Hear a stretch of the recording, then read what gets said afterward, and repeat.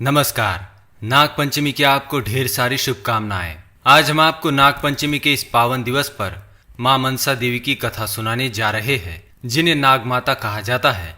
वे समस्त संसार के नागों की माता है तथा उनकी कृपा पाने से व्यक्ति को कभी नाग के दंश का सामना करना नहीं पड़ता और इसे काल सर्प दोष से मुक्ति मिलती है। मां मनसा का वर्णन कई पुराणों में मिलता है। विष्णु पुराण के चतुर्थ भाग में एक नाग कन्या का वर्णन है, जो आगे चलकर मनसा के नाम से प्रचलित हुई।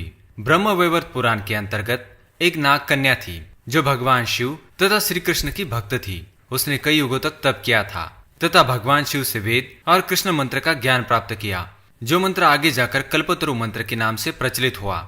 उस कन्या ने पुष्कर में तप कर भगवान श्री कृष्ण के दर्शन किए तथा उनसे सदैव पूजित होने का वरदान प्राप्त किया। मनसा देवी मुख्यतः सर्पों से आच्छादित तथा कमल पर विराजित है। 7 नाग उनके रक्षण में सदैव विद्यमान होते हैं। कई बार देवी के चित्रों तथा भित्ति चित्रों में उन्हें एक बालक के साथ दिखाया जाता है, जिसे वे गोद में लिए है। वह बालक देवी का पुत्र आस्तिक है। आइए आपको सुनाते हैं करुणामयी माता मनसा देवी के जन्म की कथा। एक बार मां पार्वती और भगवान शिव कैलाश पर्वत पर स्थित एक दिव्य तालाब पर नृत्य कर रहे थे। नटराज देवादिदेव महादेव और आदिशक्ति मां पार्वती के अलौकिक नृत्य से एक तेज उत्पन्न हुआ और तालाब में स्थित एक कमल पुष्प के पत्तों पर जा गिरा। तालाब में मौजूद सभी सर्प उस तेज को देखकर उसके निकट जाने लगे और उस तेज को उन्होंने अपनी कुंडली में समेट लिया, जिससे एक सर्प कन्या का जन्म हुआ, जिन्हें मनसा देवी का नाम दिया गया। शिव पार्वती अपने कन्या को लेकर कैलाश गए और मनसा देवी अपने भाई वासुकी के साथ कैलाश पर्वत पर निवास करने लगी। महाभारत के अनुसार जब समुद्र मंथन से हलाहल नामक विष निकला, तो शिवजी ने उसका पान करके समस्त सृष्टि की रक्षा की। ऐसा कहा जाता है कि देवी मनसा ने ही हलाहल विष को शिवजी के कंठ में रोक दिया था। इससे शिवजी मनसा देवी पर अत्यंत प्रसन्न हुए और उन्हें ये वरदान दिया कि समस्त संसार मनसा देवी की पूजा करेगा। मनसा देवी का एक प्रसंग महाभारत में बताया गया है। कथा के अनुसार अभिमन्यु पुत्र परीक्षित को श्रृंगी ऋषि ने यह श्राप दिया था कि उनकी मृत्यु तक्षक नाग के डसने से हो जाएगी। और फिर 7 दिन बाद राजा परीक्षित तक्षक नाग के डसने से परलोक चले गए। उनकी मृत्यु के पश्चात परीक्षित के पुत्र जन्मजय ने अपने 6 भाइयों के साथ मिलकर सर्प जाति के विनाश के लिए सर्पेष्टि यज्ञ प्रारंभ किया।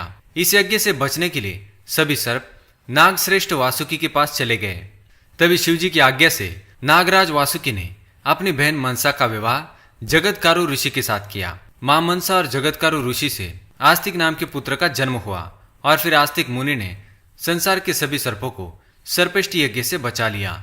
तभी सभी नागों ने आस्तिक ऋषि को यह वरदान दिया कि जो भी मनुष्य आस्तिक ऋषि का नाम लेगा, उसे हम कभी दंश नहीं करेंगे। आस्तिक ऋषि मां मनसा के पुत्र माने जाते हैं। मां मनसा देवी के भारत में कई मंदिर स्थित है। ऐसा माना जाता है कि मां मनसा देवी की पूजा करने से व्यक्ति को काल सर्प दोष से मुक्ति मिलती है। मां मनसा का वर्णन कई प्राचीन ग्रंथों में मिलता है। उन्हें पुराणों में विषहरी भी कहा गया है। मां मनसा के इन 7 नामों के जप से मनुष्य को किसी भी सर्प का भय नहीं रहता।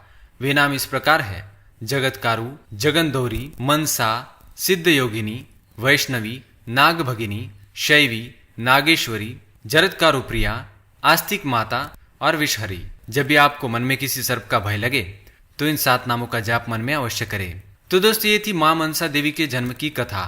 आपको यह कथा कैसी लगी हमें कमेंट में जरूर बताएं। ऐसी जानकारी वाले वीडियो देखने के लिए हमारे चैनल को सब्सक्राइब करें।